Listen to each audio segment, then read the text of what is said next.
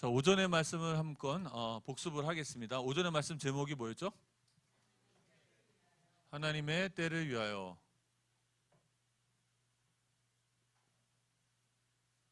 저는 이 말씀을 들으면서 신명기 29장 29절 말씀이 생각났어요. 제가 많이 여러분들하고 읽었던 구절이죠. 한번 또 보겠습니다. 이거를 이해하면 우리가 구원의 비밀들 많이 이해할 수가 있어요. 신명기 29장 29절입니다.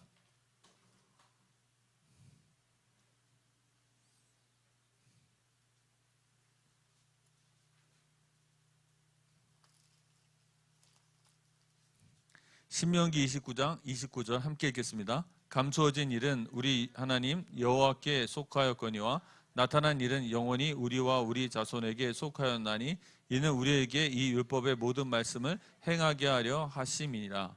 아멘. 행하게 하심이니라. 자, 두 가지가 나와 있습니다. 어떤 일이 있죠? 감추어진 일이 있고요. 두 번째로는 나타난 일이 있습니다. 그러면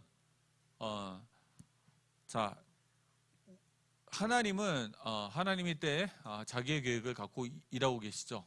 보이지 않는 손이 있습니다. 그러면 하나님의 이 보이지 않는 역사는 무엇일까요? 이 감추어진 일은 사실은 하나님의 보이지 않는 역사입니다. 하나님이 하신 일은 보이지가 않아요. 그래서 이 에스더서에 나와서 에스더서에 하나님이라든지 혹은 이러한 이런 여호와라는 구절이 나오지 않은 이유는 우리가 삶에서 살아갈 때 하나님이 보이지 않듯이 전혀 그분의 역사가 보이지 않습니다. 그래서 하나님의 일은 보이지가 않아요. 감춰진 일입니다. 잘 알 수가 없죠. 자, 하나님의 때도 마찬가지입니다. 하나님의 때가 보입니까? 하나님의 때가 보이지가 않습니다. 기다리는 게 쉬워요? 쉽지 않아요. 쉽지가 않죠. 그런데 하나님이 우리에게 감춰진 것이 있다면 우리에게 나타내신 것이 있습니다. 이 나타내신 것은 하나님이 안 보이는 것 같고 하나님이 역사하지 않는 것 같고 살아계시지 않은 것 같지만 우리 기도 응답하지 않는 것 같지만 그러나 하나님은 지금 역사하고 있으니까 너희들은 너의 일을 본분을 다하라는 얘기입니다. 본분을 다하라고 우리에게 주신 책임과 우리가 해야 될 일을 얘기하는 거예요. 왜냐하면 하나님의 감춰진 일을 다 얘기한다고 우리가 이해할 수 있겠습니까? 이해할 수가 없습니다. 욥기의 내용이 그 얘기예요. 자, 욥기가 하나님하고 변론하고 싶어 하죠. 욥이. 변론이 가능합니까? 그래서 하나님이 욥이 가지고 있는 모든 질문에 일일이 why에 대한 reason을 대답해 주셨나요? 전혀 그렇지 않죠. 물어본 것에 하나도 대답하신 게 없어요. 그냥 뭐라고 하셨어요? 내가 이 땅에 기초를 넣을 때 넌 어디 있었니? 뭐가 뭘 낳고 뭐가 널 낳고 네가 그런 거 해본 적 있어? 너 어떻게 알아? 그건 무슨 얘기입니까?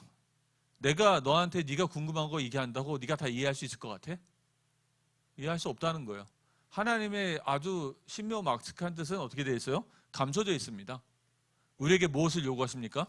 믿음을 요구하세요. 그리고 하나님은 항상 내가 일을 하긴 할 텐데 너희는 내가 원하는 그 길을 가. 이것만 하고 있으면 내가 능력의 손으로 너와 한 약속을 모두 지킬 거야. 그래서 이제 나타낸 뜻이 그것이 뭐냐면 구약에는 그게 율법으로 드러난 거예요. 그럼 나타낸 뜻은 꼭 율법만 말하는 것이 아니고요. 인간의 책임, 인간의 해야 될 일에 대해서 얘기하는 거예요. 그래서 우리 신앙생활은 이렇게 두 가지로 나눠집니다. 그러면 우리가 이 세상에서 에스더서에서 보듯이 지금 생명의 위기 가운데 하나님이 보이지 않는 그 상태에서 하나님이 진짜 원하시는 것은 뭘까요? 나타내신 뜻은 이제 첫 번째는 무엇일까요? 하나님이 이런 뜻에 우리가 해야 될 인간의 책임과 나타나야 될 뜻은 어떤 사람은 어떻게 할까요? 사무엘상 3장 18절에 보면요. 누구에게냐면 엘리가 하는 말입니다. 하나님은 이는 여호와시니 선하신 대로 하실지어다. 자, 이때 모르드게와 우리 에스더가 하나님은 선하시오니 이걸 하신 이는 누구예요? 하나님이시니 죽으라면 죽겠습니다. 할렐루야. 아멘입니까? 이상하지 않아요? 좀 이상하지 않습니까? 하나님의 절대 주권, 하나님의 섭리를 말할 때 운명처럼 바뀌어지는 게 잘못된 신앙인 거예요. 그게 이제 잘못된 신앙이고, 하나님의 절대 주권과 하나님의 섭리에 대한 왜곡입니다. 그래서 우리가 예전에 그 다락방에 있을 때요, 그런 게 굉장히 많았던 거예요. 하나님의 절대 주권, 하나님이 아시겠지 하면서 인간에게 나타내신 뜻, 책임을 어떻게 하는 거예요? 회피하는 거죠. 그래 놓고 뭐라고 얘기하는 거예요? 하나님의 절대 주권, 하나님이 하시는 거니까 뭐 알아서 하시겠지, 하나님이 하시겠지 하면서 인간의 책임을 회피하는 겁니다. 그게 다락방에서 있었던 많은 성도님들의 신앙의 상태예요. 자, 뭐 간단히 예를 들어 드릴게요. 가족에 이제 불신자가 있어요. 기도해야 됩니까? 말아야 됩니까? 그런데 뭐 하나님의 시간표가 되면 하나님의 절대 주권에 따라 하나님이 알아서 하시겠지. 기도해요, 안 해요? 안 합니다. 뭐 입은 완전 복음이고요, 완전 하나님의 절대 주권, 하나님의 뜻이 있겠지 그러는데 자기 그 믿지 않는 가족을 위해서 기도 안 해요. 안타까워서 가슴이 찢어지지도 않습니다. 누구와 같아요? 엘리야 같은 신앙이에요. 사실은 이거는 하나님의 절대 주권이 아니고 잘못된 신앙인데요, 이거는 운명주의적 신앙입니다. 이것은 운명주의적 신앙이에요. 이것은 바람직한 것이 아니라 결코 하나님의 절대 주권을 핑계로 하는 거예요. 마찬가지예요. 지금도 거기는 뭐라고 얘기해요? 그 유광수 목사님이 뭐 이런 범죄를 많이 저질렀지만 하나님이 알아서 하시지 않겠냐. 근데 하나님의 드러난 뜻은 뭡니까? 하나님의 나타난 뜻은 뭐예요? 죄를 멀리하고 죄를 뭡니까? 회개하게 하고 또한 죄에 대해서 교회가 징계를 내려야 되는 게 맞아요, 안 맞아요? 자기의 뜻은 하지 않고 다 뭐만 얘기하고 있어요? 하나님의 뜻. 대부분 이건 어떨 때 사용하는 줄 아세요? 자기한테 유리할 때 사용합니다. 다. 자기가 귀찮고 자기가 유리할 때 무조건 하나님 뜻 갖다 붙이는 거예요. 그래서 세상 사람들이 기독교 싫어합니다. 그래서 많은 기독교인들이 장로교를 싫어합니다. 왜냐하면 장로교는 뭘 얘기해요? 하나님의 절대 주권, 예정론. 얘기하니까 싫어하는 거예요. 인간의 책임 얘기하지 않는다고. 이건 운명주의적 신앙이고 잘못된 신앙입니다. 우리가 다락방에 오래 있으면서 여러분 안에 혹시 이런 신앙이 남아있는지 확인해 보시기 바랍니다. 이게 많이 남아있어요. 내가 나를 위해서 써먹는 거예요. 내가 필요한 거에 대한 하나님 절대 주권, 하나님 섭리 갖다 붙이고요, 내 책임을 다하지 않아요. 이거는 잘못된 신앙, 운명주의적 신앙이고요. 하나님의 나타낸 뜻은 이런 게 아니고요. 하나님의 나타낸 뜻은 뭐냐면 여호수아서 1장 8절에서 9절입니다. 무슨 얘기예요? 자, 우리 청년회도 그런 얘기 하고 있어요. 어떤 결정을 내렸는데요, 여러분 해보셨잖아요. 어떤 결정을 하나 딱 내리면 그 결정으로 인해서 나의 모든 것을 올인했을 때 그게 실패할까 두려워, 안 두려워요? 두렵죠. 저도 마찬가지예요. 모든 거 올빵을 했는데 이게 실패하면 어떻게 될까 두려워, 안 두려워요? 두렵잖아요. 계산을 해도 계산이 잘 안 나옵니다. 그럼 뭐 기도해요. 근데 기도하면 막 불신앙도 있기도 하고 또 믿음 생기도 왔다 갔다 합니다. 그죠? 사실은 성경은 그렇게 얘기하지 않아요. 성경은 뭐라고 얘기합니까? 내가 네 율법의 말씀을 떠나지 않고 좌로나 우로나 치우치지 않고 하나님의 말씀을 지키고 그러면 보이지 않는 감춰진 하나님의 일은 하나님이 이루실 거야. 사실은 네가 그걸 결정하든 어디로 가든 어떤 결정, 어떻게 보면 범죄가 아닌 이상, 죄가 아닌 이상 네가 내리는 결정보다 더 중요한 것은 네가 지금 현재 네 자리에서 하나님의 말씀에 순종하고 복종하고 있니? 그게 더 중요한 거야. 그게 참 신앙이에요. 왜냐? 미래를 누가 합니까? 미래는 어디에 있어요? 감춰진 일, 하나님께 속한 거예요. 감춰진 일은 하나님께 속한 것이고 드러난 일은 우리와 우리 자손, 우리 후대에게 주신 하나님 분명한 명령이요 가르침입니다. 그거는 다 때려치우고 하나님의 감춰진 뜻, 하나님의 절대 주권만 얘기하는 게 잘못된 신앙인 거예요. 우리는 하나님의 감춰진 일을 믿습니다. 신뢰합니다. 그래서 보이지 않고 잘못된 결과가 있다 할지라도 두려워하지 않습니다. 나는 지금 하나님이 원하시는 것에 순종하고 하나님의 올바른 길을 가기 원합니다. 그러면 되는 거예요. 이렇게 하면은 하나님 뭐라고 하셨어요? 내가 너와 함께 하겠다. 어느 곳에 가든지 함께 하겠다. 우리는 A를 선택하는 게 하나님 뜻일까요? B를 선택하는 게 하나님 뜻일까요? 골치 아프죠? 그게 아닙니다. A가 B가 다 똑같은 환경이라면 뭐 범죄라든지 뭐 잘못된 게 없고 똑같이 뭐 사람이 판단할 때 괜찮은 길이라면 A와 B를 놓고 보실 때 중요한 건 뭐냐면요. 어디로 가냐가 중요한 게 아니고 내가 하나님과 동행하느냐. 그 뜻은 네가 하나님께 순종하느냐. 그 하나님의 말씀 드러난 일에 순종하고 있지 않느냐. 그게 더 중요한 거예요. 그 순종하면 하나님께서 인도해 주십니다. 그래서 우리 본분을 다 아는 거예요. 그러면 그 당시에 있었던 우리 에스더와 그 모르드게의 본분은 뭐였겠습니까? 에스더서 4장 16절에 나와 있었죠. 뭐예요? 3일 동안 그냥 금식이 아닙니다. 단식이었어요. 먹지도 않고 뭐예요? 마시지도 않습니다. 저는 3일 단식은 안 해봤어요. 금식만 해봤지. 이거는 물도 안 먹고요. 먹는 것도 안 먹는, 아무것도 안 먹는 겁니다. 무슨 얘기예요? 진짜 죽겠다는 얘기예요. 3일 내내 기도하겠다는 거예요. 왜냐하면 맞잖아요. 기도하라는 하나님의 명령입니다. 맞아요, 안 맞아요? 기도하면 응답하시겠다는 게 하나님의 약속입니다. 맞습니까? 드러난 뜻이잖아요. 감춰진 거. 감춰진 게 아니고 그건 나타난 뜻이에요. 하나님이 우리에게 분명하게 들어주신 길이에요. 어려움에 부닥치면 어떻게 됐습니까? 기도하십시오. 하나님이 응답하십니다. 이건 약속입니다. 명령입니다. 그것도 안 하면서 뭘 걱정하고 있어요. 무슨 하나님의 감춰진 뜻이 뭐 하나님의 절대주권 섭리가 어떻고 다 쓸데없는 소리예요. 드러난 일, 하나님이 우리에게 나타내신 그 일에 순종하는데 그때 모르드게와 누굽니까? 에스더는 똑같은 결정을 한 거예요. 3일 내내 모든 유대인들도 함께 하나님 앞에 금식하고 기도한 겁니다. 이게 해야 될 일이었어요. 그러다가 진짜 이 나타내신 것에 똑같은 건데요. 이것이 앞에 있는 A 부분이라고 하면 에스더서 4장 16절 뒷부분 후반절의 내용입니다. B 부분은 뭐예요?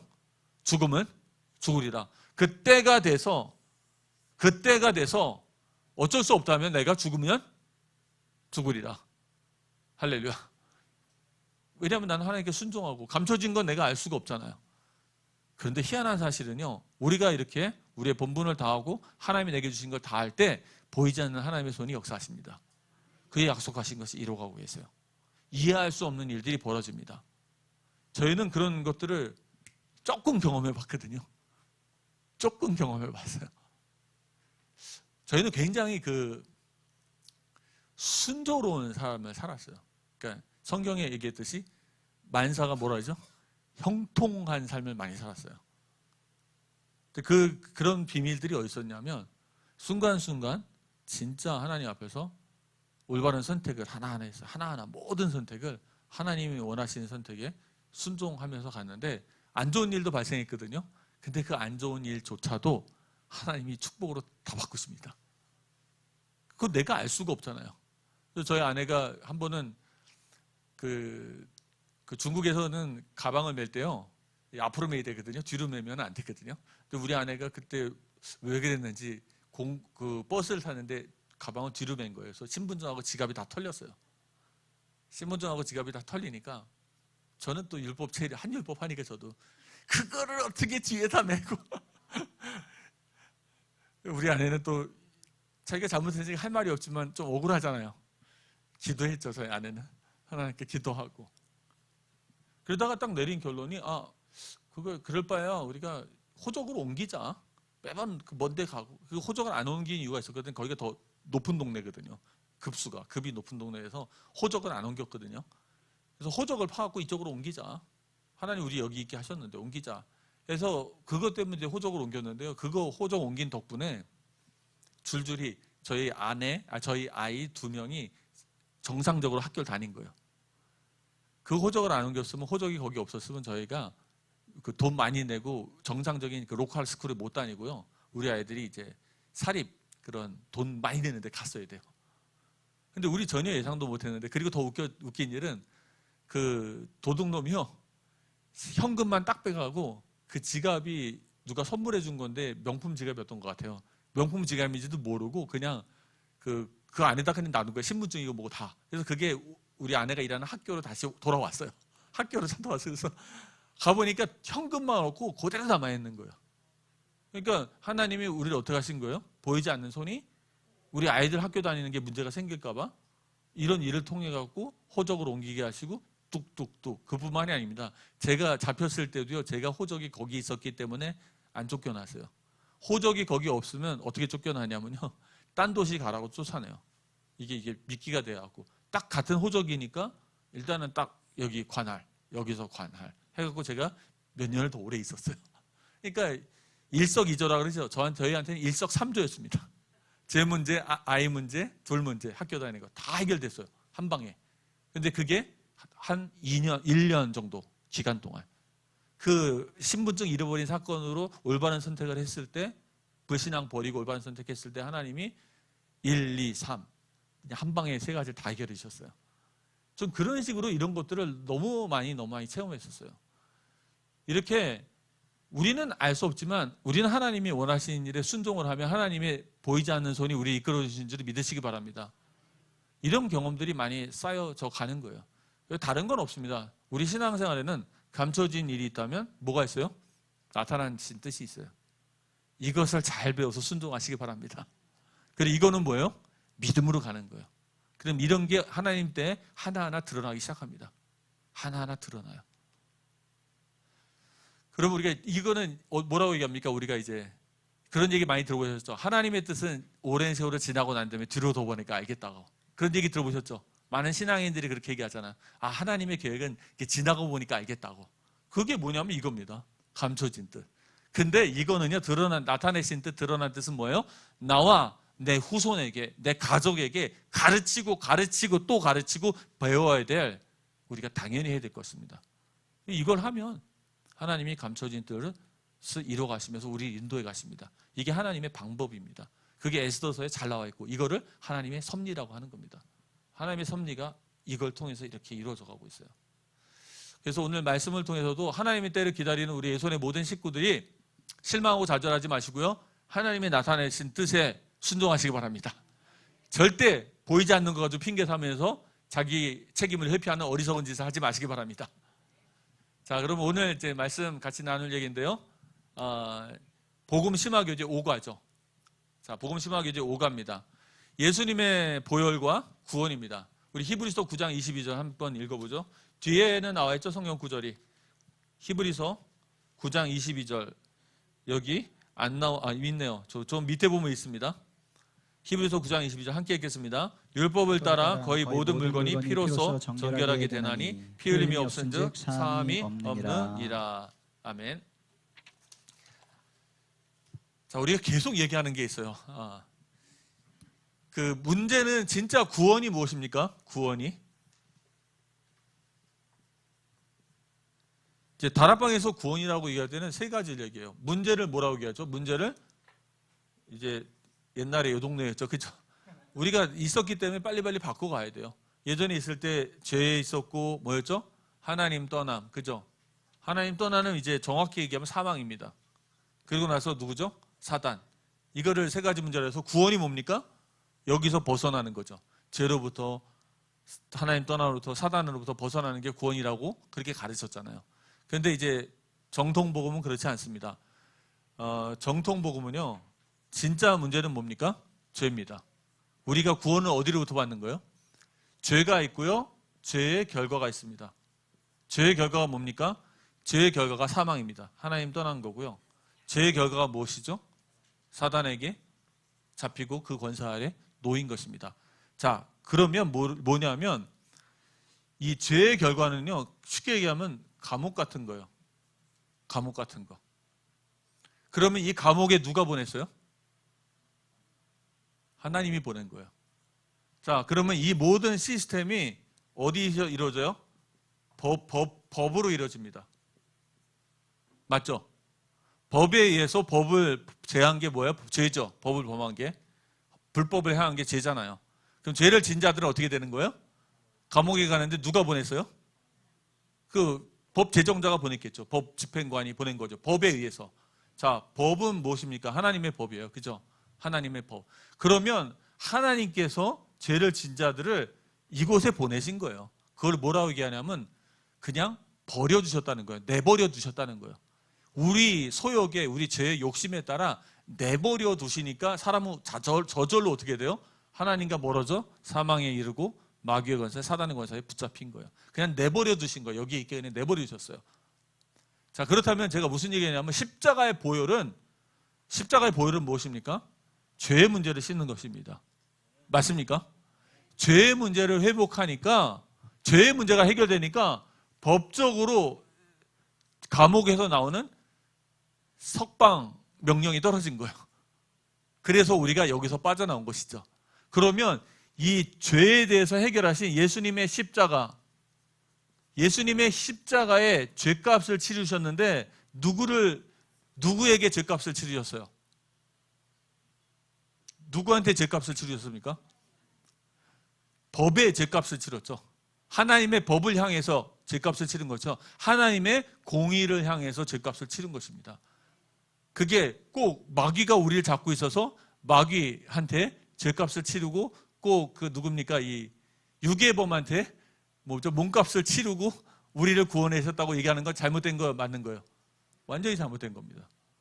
왜냐하면 마귀의 권세도 하나님의 법 아래 놓여있기 때문에. 이해되시겠죠? 자, 이거를 계속 이제 우리가 마음속에 심어져 가셔야 되는 거예요.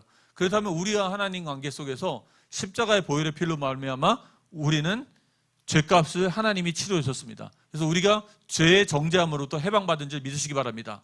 그러면 죄의 정죄뿐만이 아니고요. 어디서 해방을 받아요? 죄의 심판.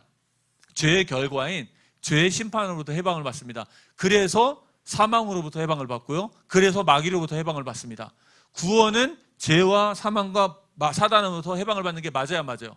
맞습니다. 그러니까 맞는 것 같은데 틀린 게 이거예요. 섞어 놓으니까 뭐가 희석이 돼요? 죄가 희석이 되는 거예요. 그리스도의 십자가는 무엇을 향해 있습니까? 죄를 향해 있죠. 그런데 거기서는 그리스도의 십자가 다 어디가 있어요? 사단에게. 그러니까 죄를 강조를 안 하고 자꾸 다른 걸 강조하게 되죠. 그러다 보니까 죄의 문제가 희석이 돼버리는 거예요. 다락방 복음은 제 표현으로 얘기하면 희석된 복음입니다. 원색 복음이 아니고요. 회색 복음이고요. 섞여져 있는 복음이에요. 섞여져 있고 희석이 되어 있어요. 진짜 문제는 하나님이 죄의 문제를 해결하시고 우리를 죄의 결과로부터 해방시키신 것인 줄 믿으시기 바랍니다. 이게 우리의 참된 신앙이에요. 이제 그 얘기를 계속 반복적으로 하는 겁니다. 그리고 더 깊이 얘기하는 거예요. 자, 보겠습니다. 1번입니다. 1번 구약에서의 피 흘림의 의미. 자, 1번이 뭐죠? 피는 무엇을 상징합니까? 생명을 상징합니다. 그 다 아시죠? 레위기서 17장 11절입니다. 함께 읽겠습니다. 17장 11절. 육체의 생명은 피에 있습니다. 내가 이 피를 너희에게 주어 제단에 뿌려 너희의 생명을 위하여 속죄하게 하였나니 생명이 피에 있으므로 피가 죄를 속하느니라. 아멘. 피가 생명을 의미한다면요. 피 흘림은 뭘까요? 죽음이에요. 피 흘림이 뭘 의미하냐면 죽음입니다. 그 피를 흘려야 되는 거예요. 그래서 피 흘리는 거 사망이고요. 피 흘리는 게 죽음이고 그게 저주입니다. 죄의 대가예요. 자, 그러면 1번은 유월절의 피죠. 자, 유월절 날의 피인데 그 유월절의 피가 유월절의 어린 양이 있죠. 그죠? 그 어린 양은 그 흠이 없는 깨끗한 양이 맞습니까? 깨끗한 양이 맞죠. 절대 죄가 없는 깨끗한 흠 없는 어린 양이 죽어서 그 피를 뿌리는 거예요. 그건 뭘 의미합니까? 대속을 의미하죠. 예수님이 대신 우리의 죽으신 거예요. 죽음을 의미합니다. 피 뿌린다, 피를 흘린다는 뭘 의미한다고요? 죽음. 피만 생각하면 생명이고요. 피를 흘리고 피를 뿌린다는 건 죽음을 의미해요. 그래서 누군가 날 대신에 죽었다는 거예요. 그 피를 뿌리니까 하나님의 사자가 그걸 보고 어떻게 합니까? 넘어가는 것이죠. 자, 그 하나님의 사자가 마귀입니까? 마귀일 수도 있다고 봐요. 왜냐하면 이제 성경에 보면 이런 것도 있어요. 하나님이 악한 영을 보내셔서 사울을 어떻게 하죠? 괴롭히시잖아요. 그러니까 마귀들도 그 사단의 영들도 하나님의 명령을 받습니다. 근데 그래봤자 뭐 여기로 얘기하면 뭡니까? 그냥 감옥수의 그런 옥졸 뭐 그런 것 역할 정도겠죠. 그러니까 진정한 것은 뭐예요? 그 6월달에 어린 양의 그 피를 통해서 우리가 사단의 권세로부터 벗어나는 게 아니고요. 하나님의 진노로부터 벗어나는 것입니다. 죄의 저주로부터 벗어나는 거예요. 그래서 6월절에 어린 양의 피를 뿌리면 하나님이 우리를 진노하지 않으시겠다는 거야. 이 진노가 뭡니까? 사망의 권세와 또 어디예요? 이 마귀의 권세에 속한 것에 임하지 않도록 우리를 이 속에서 건져내시겠다는 겁니다. 자, 그리고 세 번째 속죄제의 피죠. 속죄제의 피도 마찬가지입니다. 대속물이죠. 이게 1년에 한 번입니다. 그죠? 대제사장이 어디까지 들어가요? 그 지성소까지 들어가서 피를 뿌리잖아요. 1년에 딱 한 번 있는 거. 근데 안타까웠던 사실은 네 번째, 이 짐승의 피는 어떻게 되죠? 10장 4절 보겠습니다. 히브리서 10장 4절 함께 읽겠습니다. 이는 황소와 염소의 피가 능히 죄를 없이 하지 못함이라. 이 황소와 그 피는 그냥 단순히 한 번밖에, 한 번 하고 어떻게 돼요? 반복적으로 해야 됩니다. 단순히 죄를 살짝 덮을 뿐이에요. 또 덮어야 되고 또 덮어야 되고 우리의 죄를 영원히 없앨 수 없습니다. 그러면 이 모든 것은 누구를 의미했습니까? 구약에 했던 모든, 이건 누구를 의미하고 있어요? 예수 그리스도의 십자가. 예수 그리스도의 십자가의 죽음. 무엇을 향하뇨? 우리의 죄의 대속을 향한. 그래서 십자가 복음의 핵심은 대속, 구속에 있죠. 속량에 있습니다. 자, 첫 번째입니다. 그래서 예수님은 이번 신약에서 예수님의 보혈의 중요성 1번은 무엇입니까? 완전한 속죄제물. 자, 요한일서 1장 29절 아시죠? 보라 하나님의 어린 양 이로다. 세상 죄를 지고 가는. 세상 죄를 하나님이 누구한테 다 전가하신 것이죠? 예수 그리스도께서 전가하신 것입니다. 우리의 과거와 현재와 미래 모든 죄가 예수 그리스도께 전가되었습니다. 우리는 그 사실을 믿습니다. 자, 두 번째는 뭡니까? 단번의 속죄죠. 짐승의 피처럼 한 번, 두 번 할 필요 없이 예수님은 한 번 죽으시면 족합니다. 그래서 영적으로 좀 해석하시는 분들은 그렇게 얘기해요. 그 반석을 쳤는데 모세가 두 번 쳤잖아요. 그거를 예수님을 두 번 죽였다 이런 해석하는 사람들도 있어요.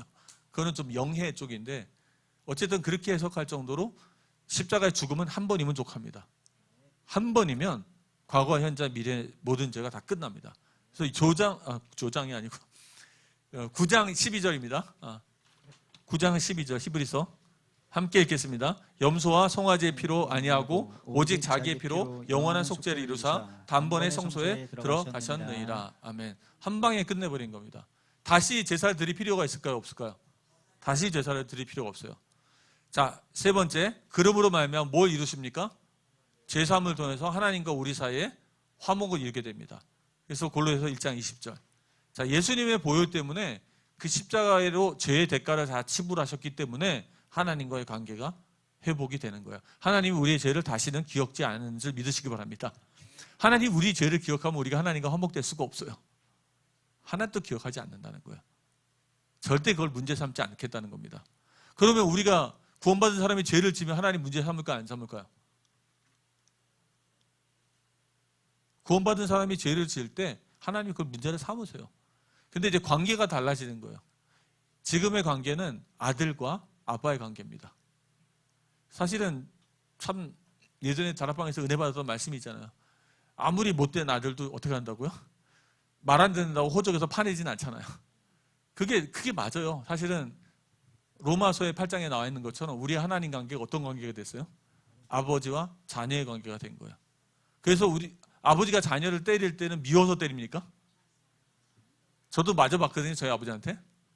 제가 신학대학 간다 그러니까 아버지가 난리가 나고 노발대발 해갖고 막 두들겨 맞고 내가 그래서 이제 집에 이렇게 자고 있는데 밤에 와갖고 내 여기 종아리 이렇게 만져보더라고요. 근데 내가 앉았는데 자는 척하고 있었죠. 그때 저도 저희 딸 한 번 때리고 나서 저 딸 방에 들어가고 제가 다리 만져봤어요. 아씨 너무 심했나 내가?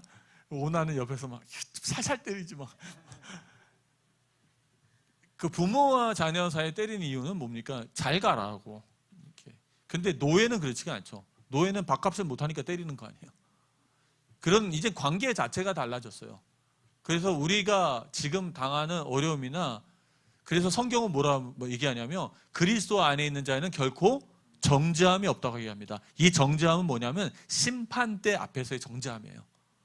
너가 죄를 져도 하나님이 너한테 죄를 안 물으셔라는 뜻이 아니고요. 죄에 대한 영원한 심판이 없다는 겁니다. 누가 대신 지셨어요? 예수 그리스도께서 대신 죄값을 지불하셨습니다. 감사하시기 바랍니다. 그리스도께서 십자가상에서 이미 죄값을 다 지불하셨기 때문에 우리는 하나님 앞에 심판대 앞에서 정죄함을 받지 않는다는 것 뜻입니다. 하지만 우리가 평소에 죄를 범하면 하나님이 우리를 건드리세요. 하나님의 자녀가 맞다면 살아가니까 건드리죠. 잘못 가면 안 되니까. 자, 그리고 네 번째 뭡니까? 이 예수님의 보혈에 십자가에 죽으심은 단번에 영원한 효력이 있습니다. 단번에 영원한 효력. 한 번인데요. 효력은 영원합니다. 그래서 요한복음 19장 30절이 뭡니까? 다 이루었다. 뭘 다 이루었다는 거예요? 우리 인생 문제 다 끝났다. 앞으로는 어떤 문제도 없다라는 뜻은 아니죠. 다 이뤘다는 게 무슨 뜻이에요? 다 이뤘다는 뜻은 죄값을 다 치렀다는 얘기입니다. 우리의 과거와 현재와 미래 모든 죄가 구속, 대속에 관한, 속량에 관한 일을 다 해결하셨다는 거예요. 우리 죄를 다 씻으셨다는 것입니다. 할렐루야. 예수님의 피는 우리의 죄를 다 덮고 남으십니다. 너무 위대한 사건이죠. 누구든지 예수를 믿으면 죄사함을 받습니다. 그래서 세 번째입니다. 그러면 이 보혈, 예수님의 보혈이 이루신 구원이 있습니다. 그것은 무엇이죠? 첫 번째는 무엇이죠? 죄사함입니다. 우리의 죄가 누구에 전가된 거예요? 예수님께 전가되어졌죠. 그래서 이것도 굉장히 중요한 거예요. 나의 죄가 예수님께 전가가 되어지고요. 두 번째는 뭡니까? 그리스도의 의가 누구한테 전가돼요? 나에게 전가된 것입니다. 이게 되게 중요한 얘기인데요. 제가 늘 그렸던 그림 기억나시나요? 사실 이 그림이 굉장히 중요한 그림이에요. 우리의 세계관이잖아요. 하나님이 창조하셨죠. 창조의 목적은 무엇입니까? 창조가 끝이 아니었어요. 생육하고 번성하고 그리고 뭐예요? 다스리고 그 다음에 경작하고 관리하고 결국은 하나님의 목적은 완성이었어요. 이때 창조된 인간은 언제든지 죄를 범할 수 있는 존재였습니다. 맞아요? 근데 완성은 어디까지 가는 거예요? 생명나무, 하나님께 순종하여서 생명나무, 생명수나무에 생명나무 맞죠? 생명나무를 먹고 영생을 얻어 완성되는 것이 하나님의 뜻입니다. 그런데 어떻게 됐어요? 중간에? 타락하죠.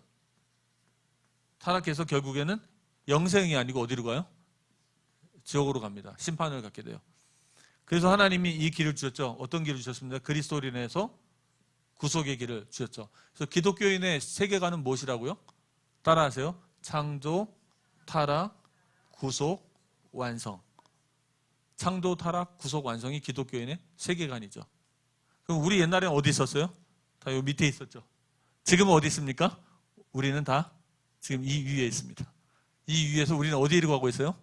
완성의 길을 현재 우리가 걷고 있는 것입니다. 자, 그러면 이 길은 누가 갔던 길이냐면 예수님이 원래 어디 있었어요? 예수님 원래 여기 있었죠. 근데 일로 내려오셨죠.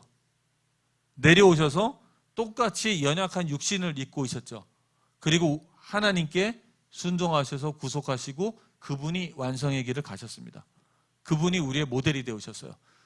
그래서 예수님을 우리는 뭐라고 부릅니까? 형님이라고 부릅니다. 큰 형님. 예수님이 장자가 되셨잖아요. 우리는 그 뒤에 예수님 쫓아가는 똘마니들, 그래서 제자라고 부르는 겁니다. 그리스도의 제자. 왜냐하면 여러분 천사, 저번에 우리 한 분 저한테 여쭤봤는데 천사도 자유의지가 있지 않느냐. 천사하고 인간은 무슨 차이냐. 여러분 아세요? 천사는 순전히 영적인 존재입니다. 순수하게 영적인 존재인데요. 사람만 영이 있고요. 육이 있습니다. 오직 사람만 영혼이 같이 있어요. 짐승은 뭐예요? 영이 없고 육만 있어요. 오직 사람만 하늘과 영계와 뭡니까? 이 육신계를 통하는 존재예요. 오직 인간만 그렇게 창조됐어요. 하나님 이제 성경에 보면 창세기 2장 7절에 뭐라고 나와있죠? 하나님이 자신의 생기를 사람에게 이렇게 부었다 그러죠. 부었더니만 사람이 어떻게 변해요? 생명이 되죠. 살아있는 영이 살아있는 사람이 돼요. 자, 그게 무슨 뜻이냐면 거기 두 가지 의미가 다 들어있습니다. 육신의 생명에 부여되는 것과 동시에 어떤 생명이 들어가요? 영적인 생명이 들어가요. 오직 사람만 이 땅에서 육신적으로 살면서 하늘에 있는 하나님과 교제할 수 있는 존재입니다. 근데 그게 깨졌어요? 안 깨졌어요? 그걸 누가 완성하세요? 그리스도 완성하셨습니다. 하나님이 이 땅에 직접 오신 거예요.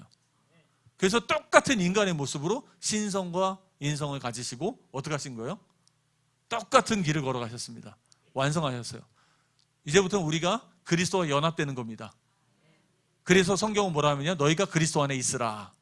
그리스도 안에 있어야 합니다. 죽을 때까지 그리스도 안에 있어야 돼요. 그걸 믿음이라고 하는 거예요. 그걸 그리스도와 함께 연합된다고 하는 겁니다. 영원히 우리가 그리스도 안에만 있으면 우리는 이 구원의 길에서 떨어지지 않습니다. 그래서 그리스도 안에만 있으면 되는 거예요. 그래서 우리가 이 길을 걸어가는데 그리스도께서 먼저 가셨고요. 그리스도의 구속을 통해서 우리의 죄가 그분께 전가되고 우리 죄사함을 받잖아요. 그리고 그리스도께서 이 순종의 완성의 길을 가신 그분의 의가 누구한테 전가됩니까? 우리에게 전가돼서 우리가 영생을 얻게 되는 것입니다. 할렐루야. 우리는 그리스도로 말미암아서 영생을 얻게 되는 거예요. 자, 그리고 이제 그래서 1번과 2번을 칭의라 그랬죠, 제가. 칭의가 두 가지라 그랬죠. 첫 번째 뭡니까? 나의 의가 나의 죄가 그리스도께 전가되는 것이고, 두 번째 뭐예요? 그리스도의 의가 우리한테 전가되는 것입니다. 자, 그렇게 되면 어떻게 됩니까? 세 번째, 우리는 하나님의 진노와 형벌에서 해방을 받습니다. 자, 로마서 5장 9절입니다. 로마서 5장 9절 함께 읽겠습니다. 그러면 이제 우리가 그의 피로 말미암아 의롭다 하심을 받았으니 더 그로 말미암아 진노하심에서 구원을 받을 것이니. 아멘. 자, 어떻게 된 거예요? 진노에서 구원을 받습니다. 하나님의 진노와 형벌. 그러면 아까도 얘기했죠. 하나님의 진노와 형벌 첫 번째는 뭡니까? 우리가 죽음의 권세에 놓이게 된 거예요. 로마서 6장 23절에 뭐라고 했습니까? 죄의 삭은 사망이죠. 죄를 지은 자는 다 사망의 권세에 있습니다. 근데 요한복음 5장 24절에 뭐라고 나와 있어요? 사망에서 생명으로 옮겼다고 하죠. 그래서 우리는 이제 사망에서 생명으로 옮겼는데, 사망은 세 종류입니다. 기억하시죠? 첫 번째는 뭐예요? 영적인 사망. 두 번째 뭐예요? 육신의 사망. 세 번째는 영원한 사망, 영원한 죽음. 근데 우리가 첫 번째 예수를 믿을 때 어디서 벗어나요? 영적인 사망에서 벗어납니다. 하나님을 만나요. 영이 살아납니다. 그리고 영원한 심판에서 벗어납니다. 하나님이 우리의 죄값을 다 지불하셨습니다. 그리고 나서 육신적 사망은 어떻게 돼요? 우리가 그것은 피할 수가 없어요. 왜냐하면 육신이 이 죄성이 어떻게 돼요? 죄성이 있는 몸이 죽어야 되기 때문에. 그러나 부활할 수 있습니다. 부활해서 이 사망을 이기게 하세요. 사망 권세를 이기게 하십니다. 그래서 이 하나님의 진노와 형벌에서 사망에서 벗어나고요. 또 두 번째는 누구에서 벗어납니까? 마귀에서 벗어납니다. 마귀는 세 가지 권세가 있다고 했죠. 기억나십니까? 마귀 권세 첫 번째가 뭐예요? 거짓말하는 권세. 그래서 미혹해서 우리가 범죄하게 만듭니다. 하나님 떠나게 만듭니다. 또 두 번째는 어떤 권세요? 정죄하는 권세. 계속 정죄해서요. 내가 정죄하면 내가 좀 우울증 걸리기 쉽죠. 그죠? 내가 스스로 자기를 자꾸 정죄하니까. 근데 또 남을 정죄하면 어떻게 돼요? 이제 대판 싸웁니다. 이제 가정이 다 깨지고 다 깨지는 거예요. 막 서로 정죄하는 거예요. 자, 부부싸움 왜 나요? 아까 똑바로 하지 왜 똑바로 못해서 니나 잘하지 이러다가 나는 거 아니에요. 대부분 다. 뭐 남녀 교회 또 마찬가지입니다. 자꾸 책임 전가하고 자꾸 지적하고 자꾸 얘기하고.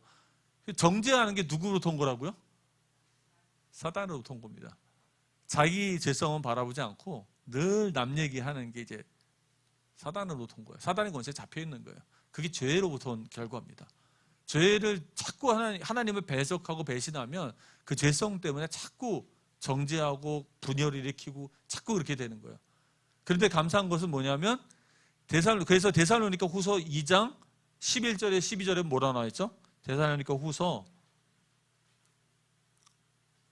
2장 11에서 12절에 보면 이러므로 하나님이 미혹의 역사를 그들에게 보내사 거짓 것을 믿게 하심은 진리로 믿고 불의를 좋아하는 모든 사람으로 심판을 받게 하려 하심이다. 이 10절에 보면 이제 내버려 뒀다는 얘기가 있어요. 그냥 내버려 두시는 거거든요. 그게 하나님의 심판입니다. 그래서 사람이 마귀의 권세 아래 거짓말과 정죄의 권세, 세 번째 권세는 뭐죠? 귀신을 숭배하는 자에게는 어떤 일이 벌어져? 귀신에게 잡히는 일이 벌어지죠. 근데 그런 권세에서 우리를 해방시키십니다. 그래서 골로새서 1장 13절에 나와 있죠. 우리가 마귀의 나라, 흑암의 나라에서 하나님 나라로 옮기게 되어집니다. 예수를 믿는 모든 사람들은 마귀의 권세에서 해방되었습니다. 사랑하는 성도님들, 당신은 죽음의 권세와 마귀의 권세에서 해방되었습니다. 그리스도 안에 있기 때문에. 자, 네 번째입니다. 그리고 나서 어떻게 되는 거예요? 새 언약이 세워진 거예요. 하나님이 여러분과 뭘 체결하신다고요? 새 언약을 체결하십니다. 자, 여러분 꼭 기억하셔야 돼요. 이 언약에 대해서도 잘 아셔야 되거든요. 자, 보십시오. 이스라엘 백성이 애굽에 있을 때 언약을 체결하신 거 아니잖아요.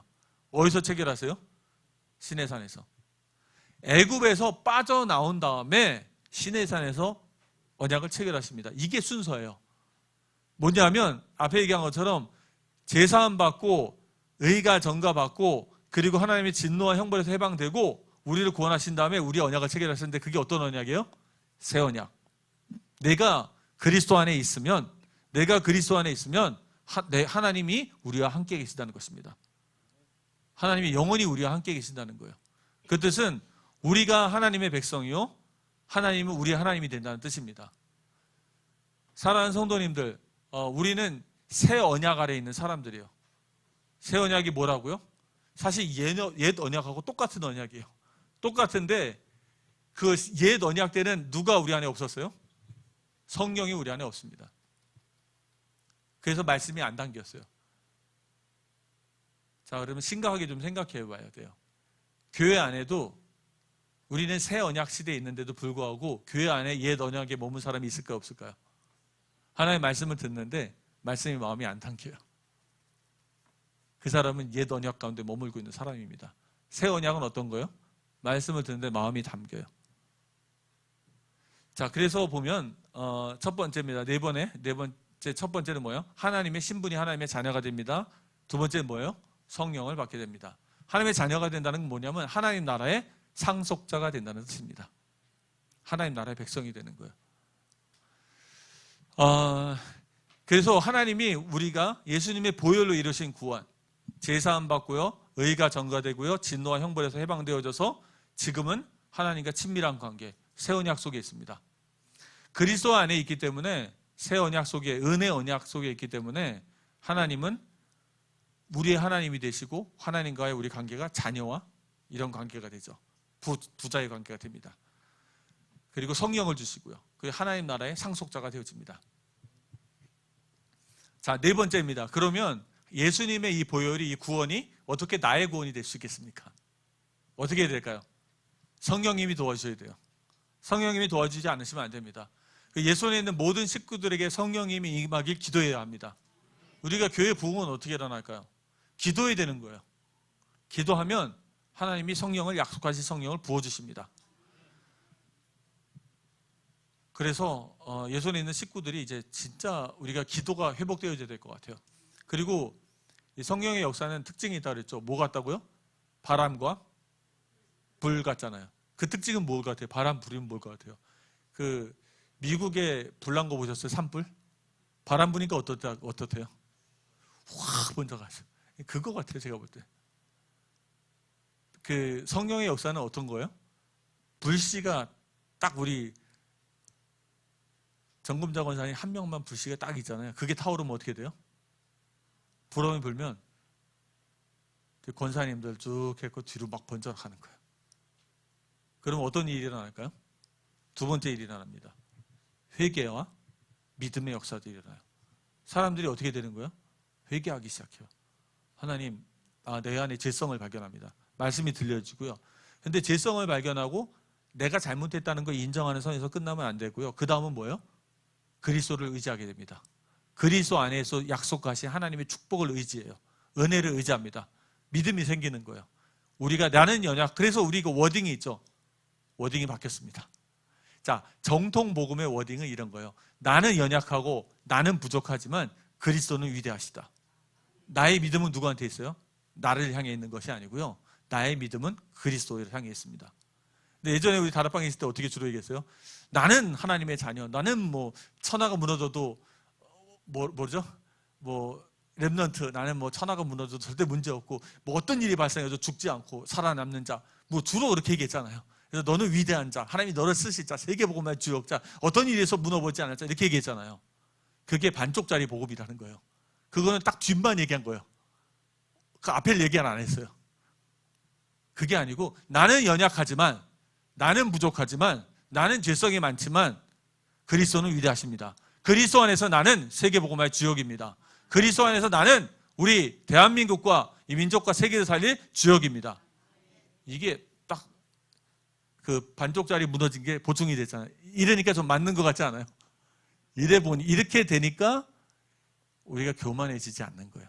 그리고 현실적이 되는 거예요. 신앙이 괜히 아이런맨이 돼갖고 나는 뭐 세계보고 막 주여 막 이러고 외치고 딱 집에 돌아갔는데 남편하고 대판 싸우고, 그리고 딱 회사 가고 뭐 학생들 교육 갔는데 그 세상 똑똑한 사람들 안에서 우리 청년들이 얼마나 열등감을 느끼는데요.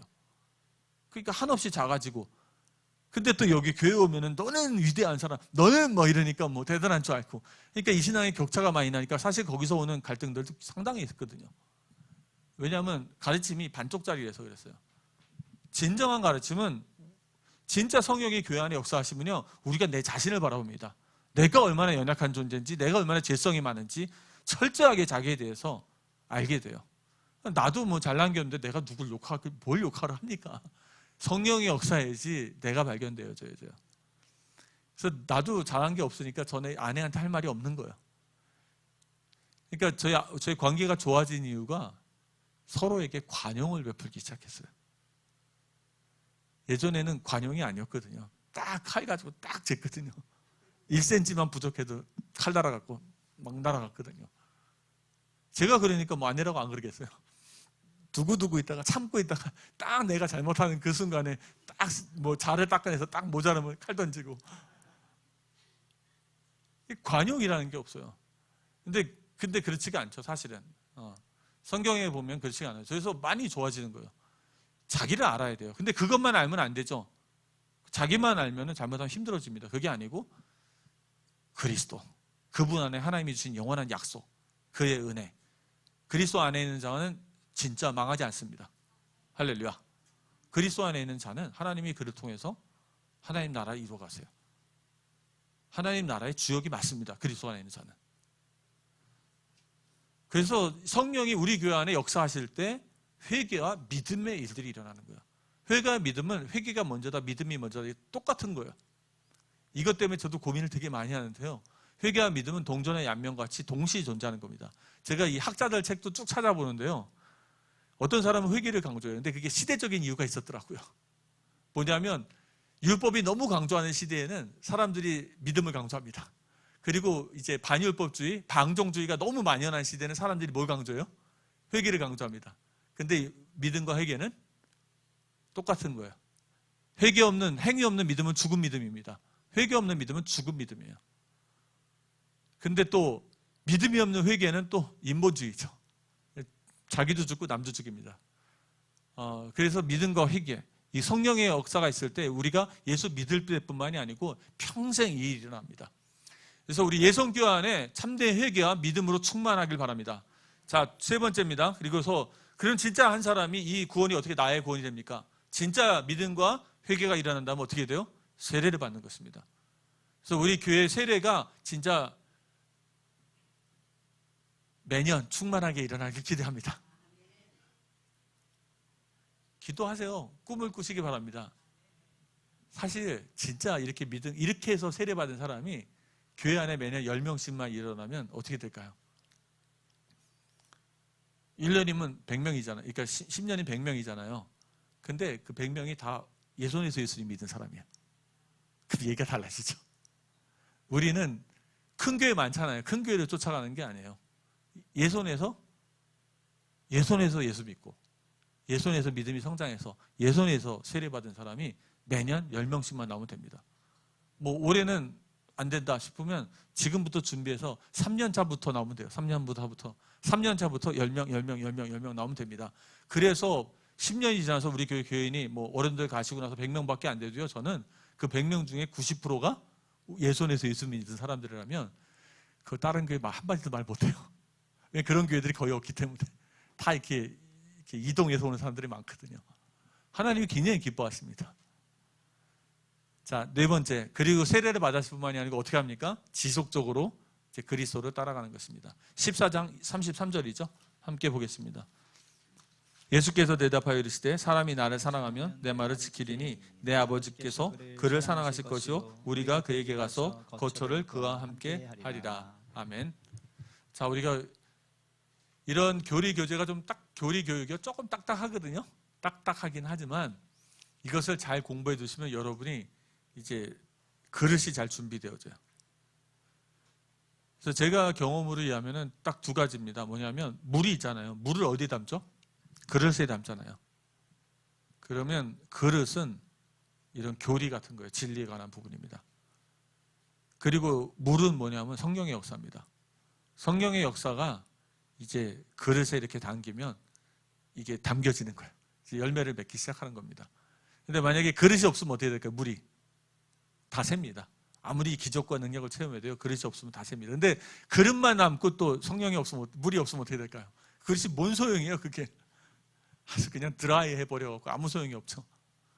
그래서 이 교리 공부를 이제 우리가 잘 하셔서 진리와 복음에 대해서 뿌리를 내리고 또 기도를 통해서 성령의 역사가 충만한 우리 예손교회가 되길 기대합니다. 기도하겠습니다.